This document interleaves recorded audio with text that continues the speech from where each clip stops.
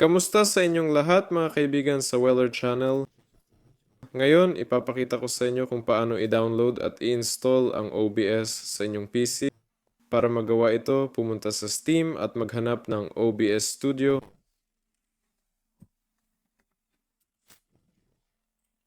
Pagkatapos, buksan ang OBS Studio at makukuha nyo na ang programang ito. Sa mga settings, maaari itong mabilis na i-configure.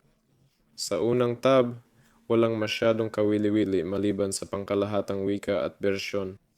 Sa pangalawang tab, wala rin masyadong kawili-wili kundi ang tema at estilo. Dito rin ilalagay ang stream code at serbisyo na gagamitin. Ang pinakakawili-wili ay ang output tab kung saan i-configure ang pag-record ng video.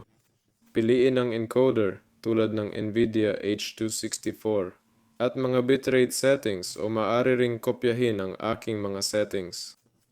Mga setting ng audio at video na kakailanganin mo tulad ng extension na gagamitin sa pag-record at pag-stream.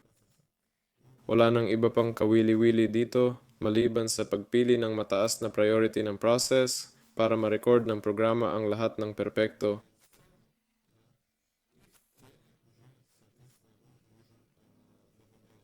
Maaari ka ring magdagdag ng screen capture at audio capture kung kinakailangan, kung saan makikita ang lahat ng mga mikropono. Yun lang, kasama ninyo si Viller. Paalam sa inyong lahat.